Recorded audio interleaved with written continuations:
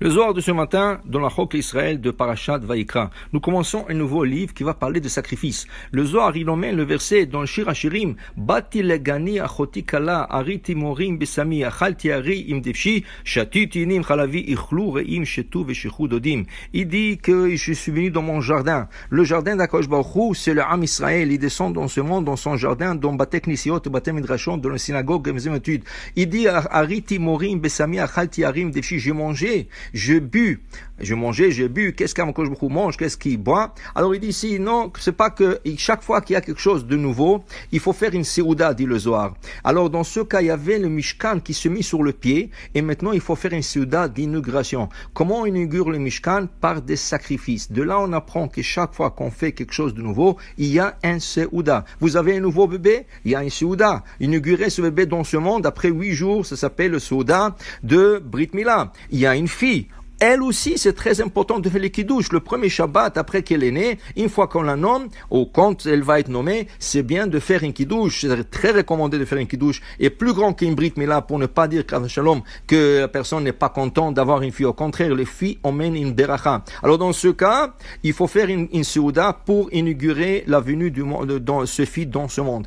Tu rentres dans une nouvelle maison, qu'elle soit louée ou qu'elle soit achetée. Tu dois faire une inauguration de cette maison par divrei Torah, par le parole de Torah. Alors dans ce cas, nous ferons une séouda. Nous rentrons un nouveau Sefer Torah dans la synagogue. C'est une inauguration. Dans ce cas, on fera une séouda lichvot Sefer Torah. Pour dire qu'une séouda, c'est quelque chose de très important. Dans le Beth Amikdash, il y avait des sacrifices que le Kohen mangeait. Il y avait des libations de vin que on me jetait sur l'autel. Ça veut dire qu'une séouda, c'est avec de la viande et avec du vin. Alors c'est de là aussi il y a une halakha qui est tirée quand dit quand il faut réjouir dans Yom Tov. Yom Tov c'est pas comme Shabbat un peu. Pourquoi? C'est comme Shabbat dans tout l'halakhot sauf on peut cuisiner d'une flamme déjà existante. Mais le Yom Tov il s'honore avec un repas. Et la Gemara dit un simcha. Du Yom Tov on n'a pas la simcha et la bebassar vayain qui est avec de la viande et le vin. Pourquoi? Parce que dans le temps de Beth Amikdash, les gens allaient de Beth Amikdash pendant les 3 fêtes de pèlerinage,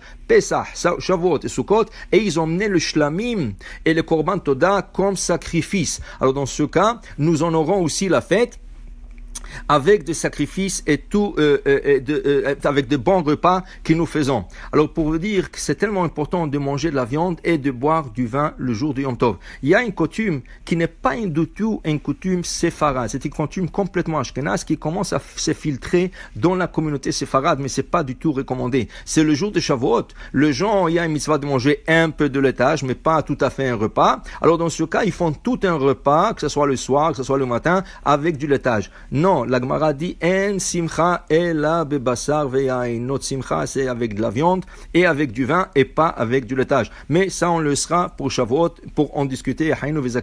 Mais pour vous dire, le Zohar ce matin il dit l'importance de l'inauguration, l'importance de faire une séouda au moment de l'inauguration. Alors pour vous dire que chaque fois que vous faites quelque chose de nouveau, c'est important de manger quelque chose ichlu reim shetu veshichu dodim. Pour vous dire que quand en faisant la séouda, on a inauguré le Mishkan avec des sacrifices pendant 7 jours. C'était pas un jour, c'était 7 jours de sacrifices et que pendant ces 7 jours, le Kohen Gadol était Moshe Rabbeinu. C'était pas Aaron. Aaron a pris le service à partir du 7e jour, mais pendant tous les 7 jours, l'inauguration se fait par Moshe Rabbeinu et le 7e jour, Aaron et ses enfants ont été invités de reprendre le service et de le faire éternellement jusqu'à la venue du Mashiach.